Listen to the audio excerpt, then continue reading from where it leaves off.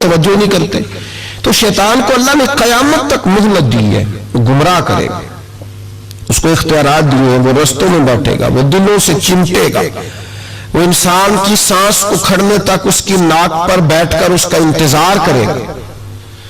یہ طاقت، یہ اس کی کوشش، یہ اس کی جدوجہد. تو یا اللہ، شیطان نے تجھ سے گمراہ کرنے کے لیے اتنی ساری طاقت لے لی، مہلت لے لی، تو بندے گمراہ ہوں گے تو نے اس کا کیا بندوبست فرمایا ہے؟ تو رب کریم نے فرمایا میں قیامت تک اولیاء اللہ بھیجتا رہوں گا، قیامت تک.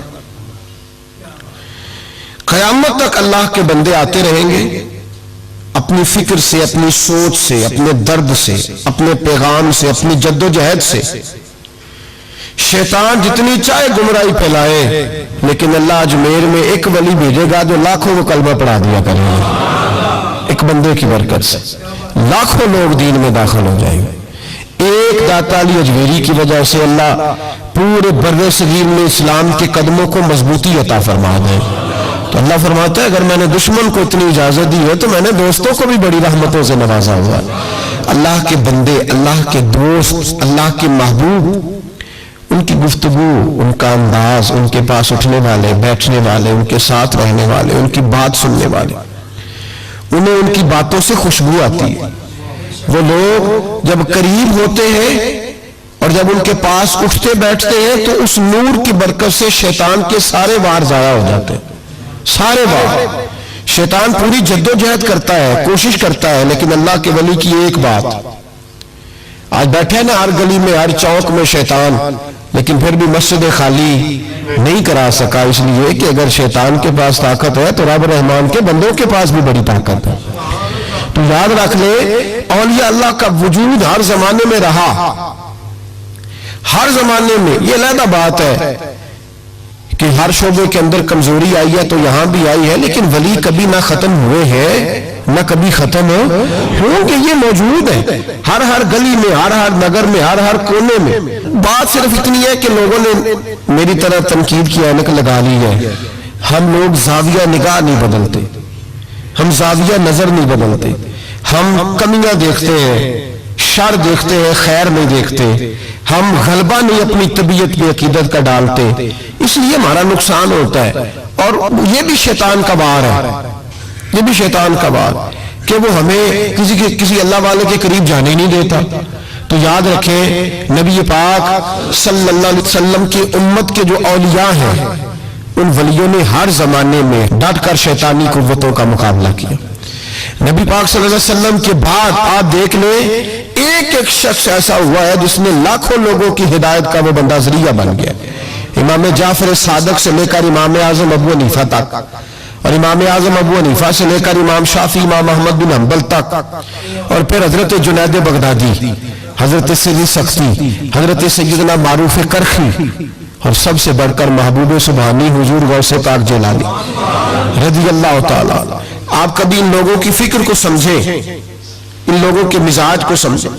ان کی باتیں ایسی ہوتی تھی کہ ایک ایک جملے سے دلوں میں انقلاب برپا ہو جاتا تھا. ایک ایک بات سوچ کے زاویے بدل دیتی تھی، افکار اور نظریات میں تبدیلی آ جاتی. وہ علیحدہ بات ہے کہ سارا رٹا 11ویں کا رہ گیا ہے. لوگ سمجھتے ہیں 11ویں اصل ہے، اسی پہ مناظرہ، اسی پہ. اور یہ بھی مخالفوں کی سازش ہے کہ وہ بزرگوں کی کچھ باتوں کو مناظروں کا رنگ دے کے ان کی اصل تعلیمات سے لوگوں کو دور کر دیتے. 11ویں تو ایک مستحب فعل ہے. 11ویں یعنی کرائے تو ثواب ہے، کوئی نہ کرائے تو گناہ.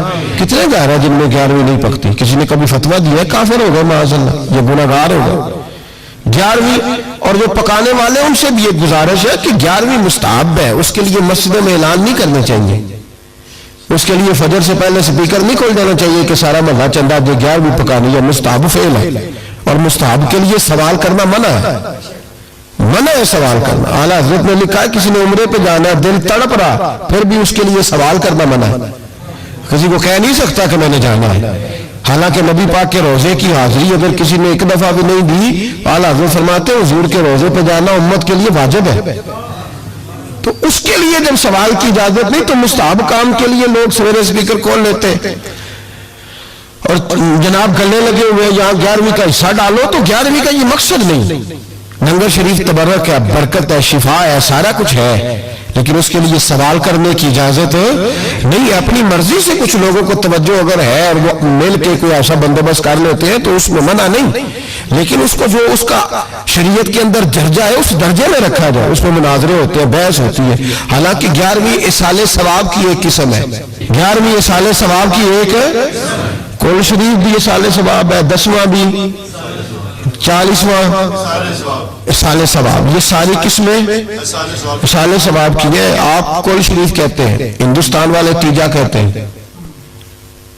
ہم اپنی سہولت کے لیے کل شریف کا ختم جا کے چوتھے دن بھی رکھ لیتے ہیں. کبھی کسی عالم نے کہا نہیں ہوتا، کیونکہ مستحب ہے. اس کے لیے تعین وقت صرف سہولت کے لیے کیا جاتا ہے. تو 11ویں ایک اصال ثواب ہے. بہت سارے لوگ 11 ربیع ثانی کو کرتے ہیں، بہت سارے 12 کو کرتے ہیں، 14 کو کرتے ہیں، اور ہمیں محفل میں جانے کا موقع ملتا رہتا ہے. سارا سال ہی 11ویں پکتی رہتی ہے. لوگوں نے اپنی سہولت کے لیے وقت رکھا ہوا ہے. کسی نے 17 تاریخ رکھ لی ہے، کسی نے 18 رکھ لی ہے. تو غوث اعظم رضی اللہ تعالیٰ عنہ کی جو اصل چیز ہے وہ ان کی کرامت ہے. پھر ہمارے ایک اور بحث چلتی ہے کہ اللہ کے ولی کچھ دے سکتے ہیں کہ نہیں دے سکتے. اللہ کے ولی کچھ دے سکتے ہیں کہ میں نے پہلے کہا شیطان دے سکتا ہے، گمراہی پھیلاتا ہے. کبھی کسی بندے نے فتویٰ نہیں لگایا کہ مولانا یہ آپ کیا کہہ رہے ہیں. حالانکہ کسی بندے سے بھی پوچھو نا، وہ کام سارے خود کر رہا ہوتا ہے، ڈال شیطان پہ رہا ہوتا ہے، وہ فارغ ہو جاتا ہے، کہتا ہے اس نے مجھے کرنے نہیں دیا. وہ خدا کے بندے تو قدم تو بڑھا، تو رب رحمان کا بندہ ہے. اللہ کے بندے شیطان سے طاقتور ہوتے ہیں. تو آگے بڑھنا، تو اس میں کھاتے میں ڈال کے چپ کر گیا. اللہ کے ولی بڑا کچھ دیتے ہیں. اور جو اللہ کا ولی، سنو جملہ یاد رکھو، جو رب کریم کا بندہ دل میں رسول اللہ کی محبت ڈال دے، اس سے زیادہ بھی کوئی نایاب چیز ہو سکتی ہے. جس نے تیرے دل میں مصطفیٰ کا پیار ہی ڈال دیا ہے، تو ابھی تک کہہ رہا ہے ملتا ہے کہ نہیں ملتا. تجھے مانگنے کا طریقہ نہیں آتا، ورنہ وہاں سے تو سارا کچھ ملتا ہے. اس کی وجہ کیا ہے؟ کرامت ہے. کیا اللہ کا ولی کس طرح دیتا ہے؟ اللہ کا ولی اللہ سے لے کے دیتا ہے. بات صرف اتنی ہے کہ اسے اللہ کو بنوانا آتا ہے. اللہ کے ولیوں کو اللہ کو، یہ نبی پاک کیا کریں گے؟ یہ شفاعت کیا ہے؟ حضور قیامت کے دن کیا کریں گے؟ اللہ کو منائیں گے. حضور فرماتے ہیں میں اللہ کو، شفاعت کا مفہوم کیا ہے؟ حضور سید عالم صلی اللہ علیہ وسلم فرماتے ہیں جب اللہ کرسی عدالت پہ بیٹھے گا جو اس کی شان کے لائق ہے، اگرچہ وہ بیٹھنے سے پاک ہے، جب وہ فیصلے کرے گا تو فرماتے ہیں میں سر سجدے میں رکھوں گا، میں روؤں گا، میں اللہ کو مناؤں گا. میں جب روؤں گا تو میرا رب کہے گا معبود سر اٹھا، تو جیسے کہے گا ویسے ہی ہو جائے گا. تو بات یہ ہے کہ اللہ کے بندوں کو اللہ کو منانا. حضور غوث پاک کے پاس بی بی آ گئی، اس نے کہا حضور بے اولاد ہو. میرے محلے میں ایسی عورتیں بھی ہیں جنہیں اللہ نے 14 بچے دیے. میں بے اولاد ہوں. اولاد بڑا میٹھا پھل ہے. تو میرے آنگن میں اگر ایک پھول کھل جائے تو میرے گھر میں بھی خوشبو پھیلے گی. میرے گھر میں بھی کوئی بچہ روئے گا تو میرا گھر بھی رونق والا ہو جائے گا. تو حضور میری ساس اب کہتی ہے رکھنا نہیں، اسے طلاق دے دینی ہے. میرا خاوند مجھے کہتا میں مجبور ہوں، میں نے بڑا عرصہ تجھے نبھایا ہے. حضور میں غریب ہوں، میرے پہ نظر کرم ہو جائے، میرے لیے دعا کرے، میرا مالک مجھے ایک بیٹا دے دے. یوں ہاتھ اٹھائے غوث اعظم نے کہا اللہ تیری بندی تیرا بندہ سمجھ کے آئی ہے. کیا لفظوں کا حسن ہے، کیا جملوں کی تاثیر ہے. اے اللہ تیری بندی تیرا بندہ سمجھ کے آئی ہے تو مہربانی کرنا، جو تو نے اس کے دل میں ڈالا ہے وہ اسے عطا بھی فرما دے. لفظوں کا، جملوں کی ترتیب دیکھیں، جو تو نے اس کے دل میں ڈالا ہے اسے عطا بھی کر دے. تو عاطف غیب سے ندائی عبد القادر اس کے نصیبے میں نہیں، مقدر میں نہیں. میں نے کہا انہیں منوانا آتا. جب کہا نہیں تو غوث پاک رو پڑے، کہنے لگے میں سمجھ گیا ہوں تو مجھے رسوا کرنا چاہتا ہے، تو مجھے رسوا کر دے. تو رسوا کرنا، تجھے نہیں پتا تھا عبد القادر کے پاس جا رہی ہے؟ تو مالک ہے، تو اس کے ارادے سے آگاہ نہیں تھا؟ مولا تو بے نیاز ہے، تجھے پتا تھا میرے پاس آ رہی ہے. ٹھیک ہے، یہ کہے گی لوگوں سے جا کے کہ میں عبد القادر کے دروازے تک ہو آئی ہوں، مجھے تو کچھ نہیں ملا. تو ٹھیک ہے مولا میں تیری رضا پہ راضی، تیری قضا پہ شاکر، ٹھیک ہے نہ دے میں راضی ہوں، تو مجھے رسوا کرنا چاہتا ہے۔ بس ابھی دعا ہو ہی رہی تھی کہ حاطف غیب سے ندائی عبد القادر تو بول کتنے بیٹے دوں، بول نہ کتنے بیٹے دوں، خدا کے فضل سے ہم پر ہے سایہ غوث اعظم کا، ہمیں دونوں جہاں میں ہے سہارا غوث اعظم کا۔ کہا تو بول کتنے دوں؟ تو کہا یا اللہ چل ایک مانگنے آئی تھی مہربانی کر 7 عطا کر دے۔ 7 ایک بیٹا لینے آئی تھی، رب کریم نے اسے 7 بیٹے عطا فرمائے۔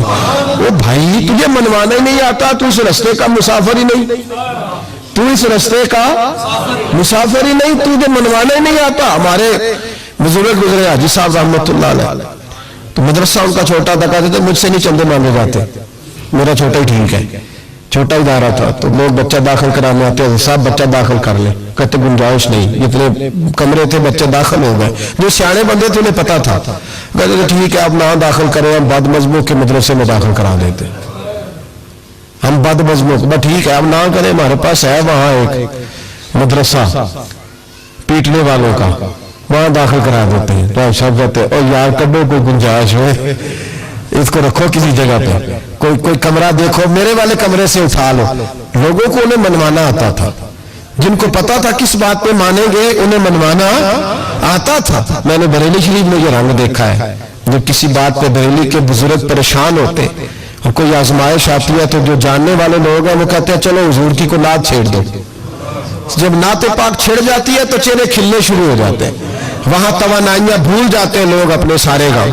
جنہیں منوانا آتا ہے، اللہ کے ولی کا کمال یہ ہے کہ اسے رب کو منانا آتا ہے، وہ منوا لیتا ہے۔ اللہ اپنے فضل سے، اللہ کو مجبور کوئی نہیں کر سکتا، اللہ اپنے فضل سے اس کی بات مانتا ہے۔ کتب علی نفسہ الرحمہ، اپنے فضل سے مانتا ہے۔ تو حضور غوث پاک رضی اللہ تعالیٰ عنہ نے لوگوں کو بڑا نوازا۔ ایک شخص آیا، اس نے آ کے کہا حضور میرے ابا جی میں آپ کا مرید ہوں، عقیدت مند ہوں، رات میں نے باپ کو خواب میں دیکھا ہے، تو دوزخ کی آگ میں جل رہا ہے، میرا فوت ہونے والا باپ میں نے بڑی تکلیف میں دیکھا ہے۔ تو غوث اعظم رضی اللہ تعالیٰ عنہ فرمانے لگے میرے مدرسے میں آیا کرتا تھا، میری خانقاہ میں آتا تھا، میری محفل میں بیٹھتا تھا، حلقہ ذکر میں رہتا تھا۔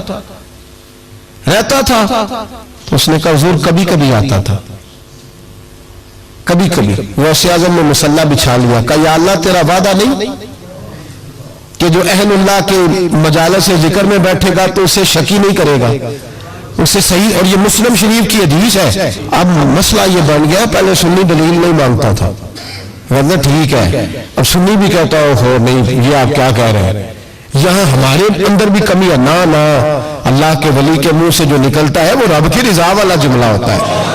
میری اب طبیعت نہیں مانتی، میں بہک ہونے لگا ہوں، میرا نہیں طبیعت مانتی کہ اپنے لوگوں کو دلیلیں دی جائیں۔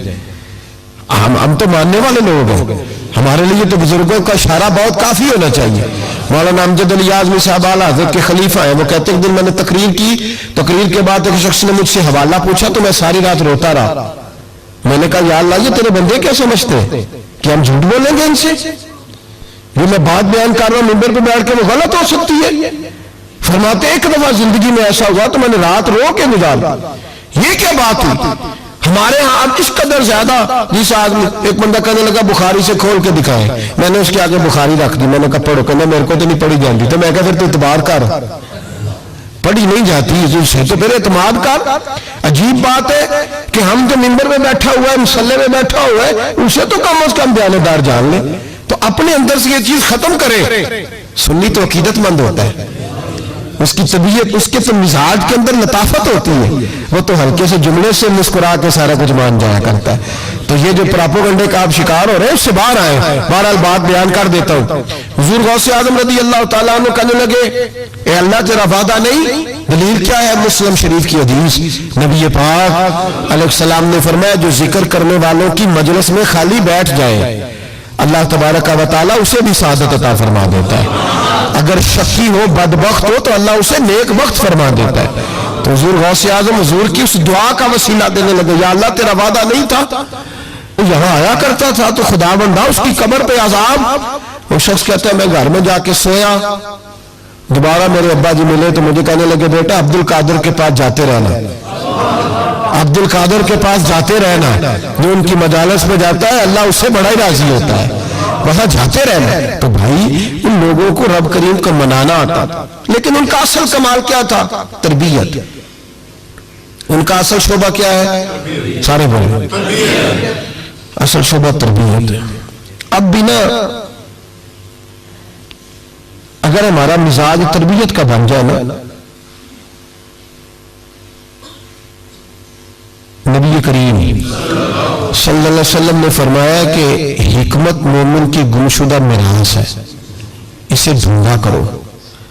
کہیں سے نا کوئی چیز، شیخ شہاب الدین سہروردی کہتے تھے میں نے اپنا پیالہ ساری زندگی یوں رکھا ہے، کسی اللہ والے کے پاس گیا ہوں تو اس طرح پیالہ کھلا رکھا ہے، اور کہتے ہیں میں جہاں بھی گیا ہوں نہ کچھ لے کے آیا ہوں، کچھ نہ کچھ۔ آپ یہاں کسی بندے کو بھی بٹھائے، اس کو کہیں کہ تو کراچی سے لے کر پشاور تک اللہ کے ولیوں کی، علماء کی درباروں کی بات بتا، وہ ہر جگہ سے 6-7 نقص نکال کے لائے گا، ادھر ایسے ہوتا ہے، ادھر ایسے ہوتا ہے، ادھر ایسے ہوتا ہے، ادھر ایسے ہوتا ہے۔ آپ کس چکر میں لگے ہوئے؟ ہم نے تو اپنے حصے کی خیر کٹھی کرنی۔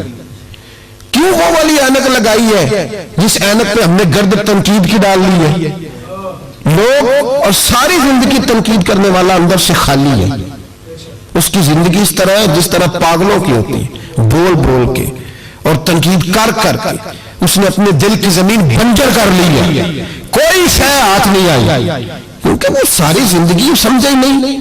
وہ خیر والے لوگ تو شیخ شہاب الدین کہتے ہیں پیالہ دل کا سیدھا کر کے گیا ہوں جہاں گیا ہوں، اور جہاں بھی گیا ہوں وہاں سے کچھ لے کے ہی آیا ہوں۔ کیا کر کے آیا ہوں؟ کچھ نہ کچھ، بولیے کچھ نہ کچھ میں لے کے آیا ہوں۔ یہاں ہر بندہ اعتراض کر رہا ہے، ہر بندہ کچھ نہیں جی خیر کوئی شے نہیں۔ خدا کے بندے یہ جو تمہیں اذانیں، جماعتیں، عبادتیں، ریاضتیں، درود، سلام، ذائقے، یہ جو کچھ نظر آ رہا ہے تو اس کا مطلب ہے اللہ کے بندے موجود ہیں، ان کی برکت سے نظر آ رہا ہے نا سارا کچھ۔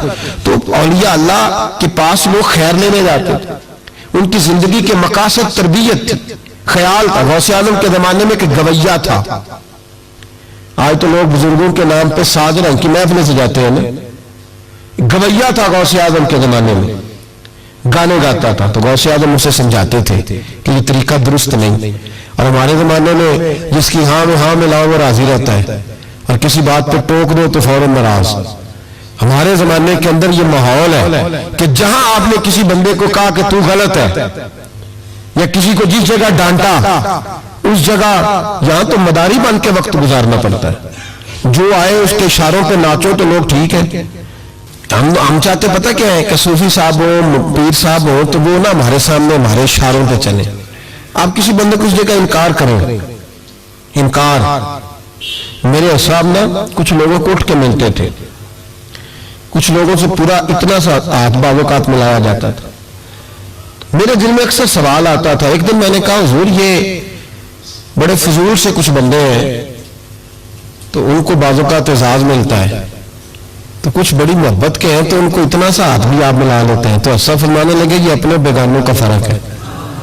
میں نے کہا کس طرح؟ فرمانے لگے کچھ ایسے ہوتے ہیں جن کو پروٹوکول نہ دو تو بھاگ جاتے ہیں، تو کچھ ایسے ہوتے ہیں جن کا پتہ ہوتا ہے انہیں جوتے بھی مارے تو یہ میرا ہی ہے، اس نے جانا کوئی نہیں، یہ میرا ہے۔ فرماتے ہیں جسے ڈانٹتے زیادہ ہیں ڈبٹتے زیادہ ہیں، اس کا پتہ ہوتا ہے یہ جا کہیں نہیں سکتا، یہ میرا ہی ہے، کہ جتنا مرضی کچھ کرو۔ تو جب پروٹوکول مہینے کا دور آیا نا ہمارا، ہم تو ذرا اس لیے تو اصلاح نہیں ہو رہے۔ آپ کسی شخص کو کہیں انکار کر کے دیکھیں اس وقت وہ اڑ جائے گا، منو نہ کر چھڑی، حالانکہ میں تیاری روٹی بھی کھوائی ہے۔ ان چکروں سے باہر ہے، یہ چیز آپ کا تربیت روک دے گی، منع کر دے گی، آپ باہر نکلے۔ حضور غوث پاک رضی اللہ تعالیٰ عنہ گویا گایا کرتا تھا، غوث اعظم منع کرتے، فرماتے طریقہ ٹھیک نہیں، بات چیز سے وہ مخالفت کرنے لگ گیا۔ اور لوگ جب ان کے مفادات پہ ٹھوکر لگتی ہے تو وہ ذات پات پہ اتر آتے ہیں، وہ کہتا ہے جی دیکھو میرے پیچھے رش بڑا، لوگ سنتے بڑے ہیں، تو عبد القادر تو معاذ اللہ جلتے ہیں مجھ سے۔ خیر بڑی مخالفت کی، باتیں ٹٹول کے لاتا، کھاتے کہاں سے ہیں، لنگر کہاں سے آتا، یہ کیا ہے۔ حضور غوث اعظم ہنس دیا کرتے، فرماتے چل ٹھیک ہے موج کر۔ وقت گزرتا گیا، بوڑھا ہو گیا، لوگ اس کی آواز کے دیوانے تھے، گلے کی آواز بڑا سریلی تھی، وہ اب دھیمی پڑ گئی، وہ جو اسے سنتے تھے وہ کسی اور کو سننے لگے. گھر میں بھی جب تک پیسے آتے تھے تب تک تو گھر میں بھی بڑی قدر تھی. اب جب گھر میں کچھ نہ دیا تو بچوں نے بھی نکال دیا. حالت یہ ہوئی کہ قبرستان جا کے بیٹھ گیا. مکھیاں بھنکتی ہیں, پہننے کو کپڑا کوئی نہیں, کھانے کو روٹی کوئی نہیں. میرے شیخ, میرے غوث اعظم اس گلی سے گزرے. جب غوث اعظم گزرے تو اس کی حالت دیکھی تو محبوب پاک کا وہ طریقہ یاد آ گیا. سلام اس پر کہ جس نے دشمنوں کو بھی کوائیں دی, سلام اس پر کہ جس نے گالیاں سن کر دعائیں دی. تو حضور غوث اعظم گھر گئے, غلام کو بلایا, فرمایا 100 دینار لے جا, اس گویے کو دیا, بتانا نہ کس نے بھیجے, دے کے لوٹ آنا. وہ کہتے میں گیا تو بڑی بری حالت, پھٹے ہوئے کپڑے, خستہ حالی. جا کر کے 100 دینار دیے. میں نے کہا لو. اس نے آنکھیں کھولی تو بڑھاپے سے بری حالت, بیماری, ذوف. کہنے لگا کس نے بھیجے؟ تو میں نے کہا مجھے پہنچانے کا حکم ہے, بتانے کا نہیں. تو کہتے اس کی آنکھوں میں آنسو آ گئے. کہنے لگا میں بھی سارے بغداد کو جانتا ہوں, مجھے پتا ہے اس حالت پہ اگر مجھ پہ کوئی کرم کر سکتا ہے تو وہ عبد القادر جیلانی ہے. مجھے بھی پتا ہے, میں بھی جانتا ہوں اس حال میں گرے ہوئے کو تھامنا اگر کسی کا طریقہ ہے تو وہ غوث اعظم کا ہی ہے, وہی مجھ پہ کرم کر سکتے ہیں. کہتے میں خادم, کہتے میں دیکھ کے آیا تو وہ میرے پیچھے پیچھے چلنے لگا. حضور غوث اعظم پڑھا رہے تھے تو سامنے آ کے کھڑا ہو گیا, نظر اٹھائی آپ نے, فرمایا میں کیا خدمت کر سکتا ہوں.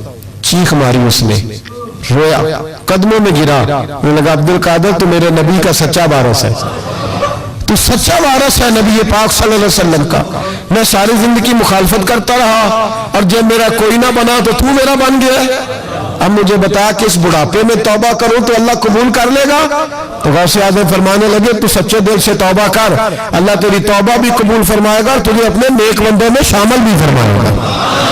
شرط یہ ہے کہ سچے دل سے کر, اخلاق کے لیے آئے, کردار کے لیے آئے, تربیت کے لیے آئے. ان لوگوں نے اپنے عمل سے ڈھیروں لوگوں کی زندگیاں بدلی. غوث اعظم مزدوروں کی طرح دین کا کام کرتے تھے. میں نے بڑا سوچ سمجھ کے فکر کہا, مزدوروں کی طرح. میں نے اپنے گاؤں میں کچھ ایسے مزدور دیکھے جو صبح فیکٹری میں دیہڑی کر کے آتے تھے تو شام کو دیہڑی کر کے آیا پوری 4 بجے تک 5 بجے تک, تو شام کو کسی آدمی نے مٹی ڈالنی ہے اپنے گھر کے اندر تو اس سے بھی ٹھیکہ کر لیا. اس نے کہا میں 300 روپیہ دوں گا, مٹی اٹھا لو. تو وہ مزدور گھر آیا تو اس نے کہا چلو بچوں کے کپڑے بھی لینے, عید بھی قریب آ رہی ہے.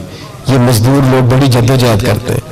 تو رات کو مٹی ڈال دی. حضور غوث اعظم نے مزدوروں کی طرح دین کا کامیاب. تو موجیں لگی ہیں, تو موجیں لگی ہوئی ہیں لوگوں کی. یہاں تو لوگ ساد رنگ میں مست ہو کے کہتے ہیں بس ٹھیک ہو گیا جی, ہم بڑے پکے ان کے ماننے والے. غوث اعظم فجر کے بعد فقہ کا درس دیتے تھے, فقہ کا. ان کہہ دے وہ بھی مولوی صاحب, چونکہ درس بھی دیتے تھے. فقہ کا درس فجر کے بعد, ظہر کے بعد غوث اعظم لوگوں کو حدیث پاک پڑھایا کرتے تھے. عصر کے بعد قرآن پاک کی تفسیر بیان کرتے تھے. ہر روز رات کو عشاء کے بعد دور دراز سے مخلوق آتی تھی, لاکھوں کا مجمع ہوتا تھا اور غوث اعظم وہاں رسول اللہ کا دین لوگوں کو سمجھایا کرتے تھے. 1000 آدمی کاغذ قلم لے کے عالم بیٹھا کرتے تھے. غوث اعظم جو تفسیر بیان کرتے اسے لکھا جاتا تھا. یہ حضور غوث اعظم کا طریقہ ہے. غوث اعظم بغداد کی جامع مسجد کے خطیب تھے. وہ خطیب تھے مسجد کے. جامعہ نظامیہ کے نام سے غوث اعظم نے مدرسہ بنایا ہوا تھا. وہ ایک ادارے کے پرنسپل تھے. جسے الف با سیدھی پڑھنی نہ آئے وہ کہے میں بڑا ولی ہوں, مجھے غوث پاک کا فیض ہے. تجھے کس طرح کا فیض ہے؟ غوث اعظم کا فیض یہ آپ فرمایا کرتے جتنی جس کی زبان میں تاثیر زیادہ ہو سمجھو میرا فیض اسے زیادہ ملا ہوا ہے. آپ تقریر کرتے تھے, خطبہ دیتے تھے, روز رات کو بیٹھتے تھے. یہاں پیر صاحب کے پاس علم لدنی ہے, انہیں 8000 کا مولوی رکھا جمعہ پڑھانے. میں کہا پیر صاحب کیوں نہیں پڑھا دے؟ کہ ہمارے پیر صاحب کے پاس علم لدنی ہے. میں کہا نہیں آندا ہی نہیں بیچارے نے, علم لدنی ہوئے تو باہر بھی آ گئے ہوگا. کن لوگوں کو ماننا شروع کر دیا قوم نے؟ کہتے مولوی اور ہوتا ہے صوفی, تو صاحب کہہ دو مولوی پڑھا ہوتا ہے صوفی جاہل ہوتا ہے. یہ فرق کرو معاذ اللہ, سمجھ میں آئے کیا چکر ہے؟ किस तरफ लोग चले गए। हुजूर गौसे आजम रदी अल्लाह ताला अन्हु 16-16 घंटे दीन का काम करते, 16-16 घंटे, इतना पढ़ा पढ़ाया, फिर भी अगर कोई बंदा आ गया ना चल के दूर से, मिस्र से, यमन से 15-20 बंदे आकर हुजूर महफिल में लेट हो गए थे तो हम आपकी ज़ियारत के लिए, तो गौसे आजम घंटा घंटा उनको भी तकरीर सुनाते रहते, उन्हें भी दीन बताते, कहते चलो दीन के काम में आ जाओ, वो टाइम ही लगा लेते हैं, आज थोड़ा ज्यादा मजदूरी कर लो। मजदूरों की तरह काम किया, 50 के करीब किताबें लिखी, लाखों लोगों का किबला दुरुस्त किया, हजारों यहूदियों और ईसाइयों को कलमा पढ़ाया। हुजूर गौसे आजम रदी अल्लाह ताला अन्हु ने मुजाहिदीन तैयार किए, मेरे जिम्मे राह हवाला सलाहुद्दीन अय्यूबी जब जंगे लड़ रहे थे तो बैतुल मुकद्दस के बाहर खड़े होकर कहते थे मुझे मामूली ना समझना, मैं अब्दुल कादिर जिलानी के मदरसे का पढ़ा हुआ हूँ, मुझे कोई मामूली ना समझे, मैं गौसे आजम का। और 70,000 की फौज जो सलाहुद्दीन, ये लोग जिहाद करेंगे बेचारे, ये सिर्फ चंदे इकट्ठे करते हैं, कभी बैतुल मुकद्दस के नाम पे और कभी किसी नाम पे, सारी उनकी खाले जमा कर करके खा गए। और किया क्या, कलाशनकोफ लेके लोगों को डराया। किरदार बताओ अपना, और हर रिसाले में ये आपसे चंदे लेते हैं, मैं आपको इनके रिसाले दिखाऊंगा, आपकी खाले ले जाते, आपसे चंदा लेते, महीने का रिसाला निकालते, हर रिसाले में कभी दाता साहब के खिलाफ लिखते।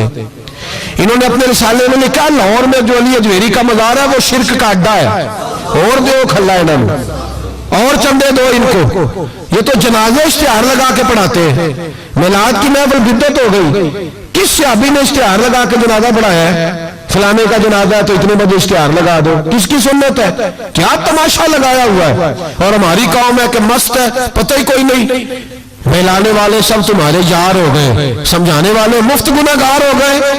कभी वलियों के दुश्मनों की वजह से भी जिहाद हुआ है। सलाहुद्दीन अय्यूबी खड़े होकर कहने लगे फलस्तीन में, फरमाया मैं लड़ूंगा इसलिए कि मैं अब्दुल कादिर के मदरसे का तालिब इल्म हूं, और फरमाने लगे ये 70,000 फौज मेरे साथ है, सारी गौसे आजम को मानने वाली है, इनकलाब गौस के मानने वाले लाएंगे, ये लोग इनकलाब बर्पा करेंगे, जिनके दिलों में बुग़्ज़ रहता है अल्लाह के वलियों का। और हर रिसाले में कभी ये कौन सा जिहाद है, कभी बाबा फरीद के खिलाफ लिखते, कभी गौसे आजम के खिलाफ लिखते, शर्म नहीं आती। खालों से तुमने पजारों खरीदी हुई है, खाले इकट्ठी करके तुमने कलाशनकोफ ली हुई है, मकानों में रहते हो, और कौम है कि वो देखती नहीं। और भाई दुनिया में रहना है तो कुछ पहचान पैदा कर। लबासे खिज़्र में यहाँ सैकड़ों रहज़न में फिरते हैं, हर दाढ़ी पगड़ी वाले को दीनदार ना समझ लिया करो, खुदा ये पहचान पैदा करो, जिसके मर्जी पीछे लग जाते हो। हुजूर गौसे पाक शेख अब्दुल कादिर जिलानी रज़ियल्लाहु। और आजकल की मैं जाता हूँ ना महफिलों पे, तो मैं दोस्तों से कहता हूँ आपको दोस्त टाइम लेने आते तो मैं पूछता हूँ महफिल क्यों करानी है, महफिल है कहने सवाब वास्ते, तो मैं कहा सूरत यासीन पढ़ा लो, कहा सारी जिंदगी सवाब के चक्कर में रहोगे, इनकलाब कब आएगा। मिलाद की महफिल कर लो, सारा साल बरकतें नाज़िल होंगी। और महफिल को एक रूप दो, एक रंग दो, महफिल एक इनकलाब का नाम। गौसे आजम ने हमें वो वाली महफिल सिखाई है जिसमें बेनमाजी आता तो नमाजी बन के जाता, जिसके अंदर चोर डाकू आता तो तौबा करके जाता, जिसके अंदर कोई माँ बाप का नाफरमान आता तो घर जाके माँ बाप के पैरों में बैठ जाता। सवाब के लिए महफिल, सवाब के लिए 11वीं, इससे बाहर है, बड़ा हो गया ये काम। नात खां भी चले हुए हैं पक्के ही, वो भी इधर को सफर कर रहे हैं, इधर को सफर, भी सारे सवाब इकट्ठा कर रहे हैं। कहते तू महफिल करा तो बख्शिया जाएगा, जिदे हथ नोटा जती उन्हें कहते चल साहब शेर तेरी नजर ही। और मैं क्या जालमा शेर नबी पाक दा ते नजर बंदे दी कर छड़े, कुछ सोच। और जिसने पैसे ज्यादा दिए उसको कहते आशिक रसूल है। मैं क्या तू कितों मोड़ ली लोगों को इश्क दी डिग्रियां वंडदा फिरदा, किधर से तूने ये ले लिया स्टैंप जो लगाता है ये आशिक है, ये आशिक नहीं। महफिल कराने वाला भावे बिजली चोरी करता हो तो आशिक रसूल है। तो ये बाहर है। हुजूर गौसे आजम हर रोज महफिल होती थी, लेकिन जो आता था अल्लाह उसका दिल बदल देता था। और चूंकि रियाकारी नहीं थी, तसन्नो नहीं थी, बगदाद में महफिल हो रही, गौसे आजम तकरीर कर रहे हैं, बारिश शुरू हो गई, लोग बिखरने लगे, तो हुजूर गौसे आजम रज़ी अल्लाह ताला वो सर झुका के कहने लगे मौला तू दिलों के भेद तो जानता ही है ना, अगर ये बंदे मैंने अपने लिए इकट्ठे किए तो सारे भगा दे, और अगर तेरे लिए इकट्ठे किए तो फिर भी तेरी मर्जी है, तो दिलों के भेद जानता है। लोग कहते हैं सारे बगदाद में बारिश होती थी, जहां गौसे आजम का जलसा होता था वहां नहीं होती थी। वहां नहीं होती थी, इसलिए कि उन्हें अल्लाह को मनाना आता था, उन्हें तरीका पता। हुजूर गौसे आजम ने अपनी गुफ्तगू से, तकरीर से, खुतबे से, अल फतहुर रब्बानी हुजूर गौसे आजम की तकरीरों की किताब छपी हुई है, आपके मलफूजात है, आपके खुतबे हैं। ओ भाई, इसको लोग मामूली काम समझते हैं, बस सवाब के लिए कर लो, खुदारा गौसे आजम का तरीका तो समझो। और फिर तबलीग फरमाई, दीन का काम किया, नजराने नहीं बटोरे, नजराने नहीं बटोरे। और इस तरह नहीं कि मौलवी साहब का सियासत से कोई ताल्लुक नहीं, मेरे लाखों मुरीद है, मैंने नहीं छेड़ना हुकूमत को, ऐसे ना हो जाए हुकूमत मेरे खिलाफ हो जाए, ये कोई चक्कर नहीं। बादशाह वक्त आया नजराना देने, वक्त का बादशाह नजराना देने आया। वो कहता मैं रास्ते में सोच रहा था कि अगर ये वली हो तो मुझे पता चल जाएगा, अगर तुमने सेब खिलाए ना, सेब का मौसम नहीं, फिर तो वली अल्लाह, और अगर सेब ना खिलाए तो फिर नहीं मैं मानता। ठीक है ना जी, जिस तरह के आज मुरीद होते हैं लोग, कहते हैं सेब खिलाए तो फिर बादशाह तो ना, तो कहते मैं 2 थैलियां शर्फियों की भी ले गया कि पीर साहब को पैसे दूंगा तो नरम भी हो जाएंगे मेरे आंख में, पीर हो जाए तो नरम, इल्ला माशाअल्लाह। कहते मैं गया तो मेरे दिल में ख्याल था अगर आज बेमौसमा सेब खिलाएं तो वली मानूंगा। कहते हैं गौसे आजम ने यूं हाथ उठाए, मौसम भी नहीं था पर 2 सेब उनके हाथों में आ गए, और आप मेरी तरफ सेब बढ़ा के कहने लगे विलायत को सेबों से नहीं तोड़ना चाहिए, तू सेबों से तोड़ता फिरता है, ये तो अल्लाह की रिजा वाला काम है। जहां को ताजर थोड़ी मेहनत करे, खाद शाद डाले तो वो भी बेमौसम फल उगा लेगा, तू किस चीज से मेरी विलायत चेक कर रहा है? ये पकड़ छुरी और ये पकड़ सेब और खा। कहता मैंने काट के खाया तो सेब कड़वा निकला। गौसे आजम कहने लगे क्या हुआ, कड़वा है? कहा हुजूर हाँ। तो मैं अपने हाथ से काट के एक टुकड़ा दिया, का खाओ। खा के कहने लगा हुजूर आपके वाला तो मीठा है, तो सेब तो दोनों गैब से आया, तो मेरा कड़वा क्यों है? आपका फरमाने लगे गौसे आजम दोनों मीठे थे, एक को जालिम के हाथ लग गया तो कड़वा हो गया है, मीठे दोनों थे, तू जालिम है ना, जुल्म करता है, तो तेरे हाथों की वजह से कड़वा हो गया। एक थे। उसने 2 थैलियां शर्फियों की मुसल्ले के नीचे रखी, कहने लगा हुजूर नजराना है। फरमाने लगे जरूरत ही नहीं, ले जा, अल्लाह के बंदों को दुनियादारों के नजरानों की जरूरत है। वो जिद करने लगा हुजूर कबूल कर ले। आप फरमाने लगे जा तू जा, नहीं चाहिए। का हुजूर जरूरत नहीं, हुजूर कबूल फरमा ले। आपने फरमाया जा, का हुजूर ले ले आपकी मेहरबानी। फरमाने लगे अपने कपड़े देख और मेरे देख, अपनी रोटी देख और मेरी देख, मैं तुझसे अच्छा खाता हूं, तुझसे अच्छा पहनता हूं, मेरा अल्लाह मुझे तुझसे बेहतर देता है, तो जा तू। उसने कहा नहीं कबूल कर ले। गौसे आजम ने दोनों थैलियां शर्फियों की पकड़ी और जब उनको निचोड़ा तो अंदर से खून निकलने लगा। गौसे आजम फरमाने लगे गरीबों का खून निचोड़ के मुझे नजराना देने आ गया है? गरीबों का खून निचोड़ के? पीर साहब ने कभी पूछा नहीं फैक्ट्री वाले से कि तुम मजदूरों के साथ क्या इलाज करता है? पीर साहब ने कभी सवाल नहीं किया कि ये जो लेके आ रहा है कहां से लेके आ रहा है? गौसे आजम रज़ी अल्लाह ताला अन्हु फरमाने लगे मैं तेरे पर्दे नहीं खोलना चाहता था, तू बाज ही नहीं आ रहा, गरीबों का लहू निचोड़ के तो मुझे नजराना देने आ गए। फरमाया निकल जा, वरना ये खून इतना बहाऊंगा कि तू भी बह जाएगा, तेरा महल भी बह जाएगा। लोगों का खून निचोड़ के मुझे नजर न्याज देने आ गए। हुजूर गौसे आजम जवां फिक्र, जवां सोच, इनकलाब मिजाज सूफी थे, जुम्मे का खुतबा देने आए। तो एक शख्स ने कहा हुजूर एक जालिम आदमी को गवर्नर बना दिया बादशाह ने बगदाद का, कहना चाहिए था ना मेरी मस्जिद में बड़ा राशा, मुझे क्या लगे, मेरे मदरसे में तालिब इल्म ठीक है, लंगर शरीफा करा है, ठीक है बनाता है तो बनाता है, फिर लोगों पे जुल्म होगा ना। लेकिन ये तरीका दीन का तरीका नहीं, लोग जुल्म का शिकार होते रहे, कौनते मर्जी करते रहे, सूफी कहे मेरा ना कोई मुखालिफ हो जाए। आज हमारे जमाने में शौक है कि मुझे कोई बुरा ना कहे, वो भाई कह ले जिसने बुरा कहना है कहे, ये कोई बुरी बात है? कुरान कहता है अल्लाह के बंदों की अलामत ये है युजाहिदून फी सबीलिल्लाह, वो अल्लाह के रास्ते में जहाद करते हैं, वला यखाफून लौमत लाइम, और कोई उन्हें बुरा कहे तो वो उसकी परवाह नहीं करते, वो जिहाद में लगे रहते। कहे जिसने कहना है सानू तख्त अधारे की लोड़ की है, नाले की लगे शहर बबोल दे नाल, असी अपनी बाल के सेकने आ, सानू की लगे किसी और दे नाल। कहे जिसने कहना है, कोई परवाह नहीं, बात खरी और सच्ची होनी चाहिए, वोट करे जिसका जो दिल करता है, जिसका जो दिल करता है। मैंने बड़ी तगड़ी तकरीर की कि सियालकोट के करीब बड़ी सख्त 2 4 5 नाथ खान थे, वो भी इश्क की डिग्रियां बांट रहे थे और बड़े उन्होंने नोट इकट्ठे किए थे, ऊपर से मेरा नंबर लग गया تو میں نے انہیں کہا وہ ایک بڑا شور کر رہا تھا یوں کر دیں گے ختم نبوت کے لیے یوں کر دیں گے, تو داڑھی بالکل تازی صفائی کرا کے آیا تھا, حمام سے سیدھا محفل پہ آ گیا تھا. میں کہا بولیے تیرے کو داڑھی دا بھار تو چکیا نہیں جاتا تے سارے دین دا کیویں چکے گا, وہ تو چک لے, وہ تیرے کو تھوڑا جہا بھی نہیں چایا جا رہا. ایک اور تھا اس میں, مجھے کہنے لگا میں تمہیں نویں نعت سنانی. میں کہا تیری مہربانی مینوں کو پرانی سنائی, نویں کلام میرے کو نہیں ہضم ہوندے جڑے تسی شروع کیتے نے ڈم ڈم. تو مسئلہ خراب ہو گیا. پیر صاحب بھی بیٹھے تھے. آپ یقین کریں نبی پاک کی نعت ہو رہی ہے اور اشارہ پیر کی طرف ہو رہا ہے, اشارہ پیر کی, حضور کی نعت میں نبی پاک کی نعت ہو رہی اور اشارہ. یہ شعر حضور کے نام کیا نا کسی پیر پہ فٹ کرنا درست ہے؟ وہ بھی مست ہویا 100 کا نوٹ کٹ کٹ کے دے رہے ہیں. میری گل ہو رہی اور میں نے کہا شرم کرو اللہ سے ڈرو.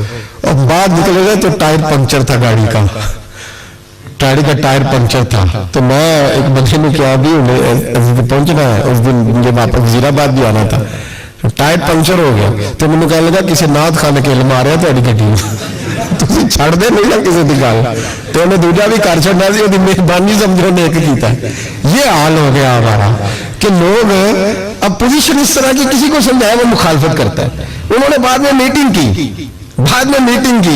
انہوں کہنے لگے تو کتوں مولوی بلا لے, اگوں نہیں تھا بلائی, کس طرح کا آدمی تھا, سب کو اس طرح. اور بڑی بڑی عجیب حرکتیں. میں یہ لودرا ملتان سائڈ پہ 2-3 دن کے لیے تو نقیب محفل وہ بےزتی کری جائے مجمع دی, تسی بول دے نہیں, تسی سبحان اللہ نہیں آندے, ایڈا رکھا مجمع کدے نہیں ویکھیا, کیوں جی تسی بندے ہو, ہن تسی یاد رہو گے. بوڑھے بوڑھے لوگ بیٹھے ہیں, ٹھنڈ کا موسم ہے, کری جا رہے.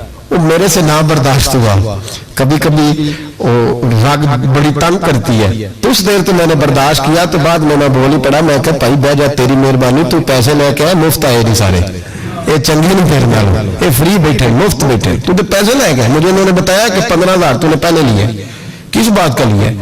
تو یہ کوئی مذہب کا کام ہے کیا؟ چکر چلایا ہوا ہے, یہ کوئی طریقہ ہے؟ یہ اس طرح دین پھیلتا ہے؟ غوث اعظم جیلانی, حضور شیخ عبد القادر جیلانی, یہ لوگ اگر بادشاہوں کی ٹی سی کرتے تو انقلاب نہ برپا ہوتا.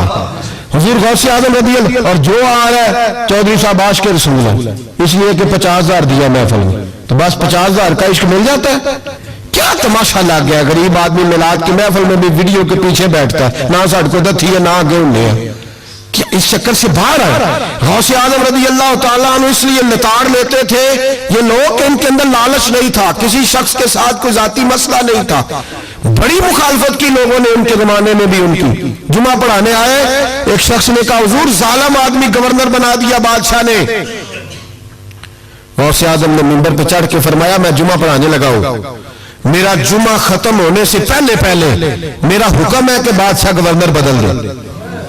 یہ نہیں کہا میرا بیٹا بنا دے, میرا مرید بنا دے, وہ میرا رشتہ دار لگا دے. فرمایا حکم دیتا ہوں کہ جمعہ ختم ہونے سے پہلے گورنر بدل دو, ورنہ میرا نام عبد القادر جیلانی ہے, جمعے کے بعد میں خود بدل دوں گا, میں بدل دوں گا جمعے کے بعد. ہر مشکل دی کنجی یارو ہاتھ مردہ دے آئی, میں بدل دوں گا جمعے کے بعد, اور تم دیکھو گے بدلا جائے گا. لوگ کہتے ہیں جمعے کی نماز پڑھ کے نکلے تو بادشاہ دروازے پہ کھڑا تھا, کہنے لگا حضور مہربانی کرے, ناراض نہ ہونا, بدل دیا گورنر, ہم نے گورنر ہے. یہ شان تھی غوث اعظم کی کہ غوث اعظم جو کہہ دے رب ویسا کر دے. لیکن عاجزی کیا تھی؟ شیخ سعدی فرماتے ایک بوڑھے کو کسی شخص نے بیت اللہ کے ساتھ پتھر پہ سر رکھ کے روتے دیکھا, اور وہ بزرگ بوڑھے کہہ رہے ہیں یا اللہ قیامت کے دن مجھے اندھا کر کے اٹھانا, اندھا کر کے, کہ ایسا نہ ہو تیرے نیک بندوں کے سامنے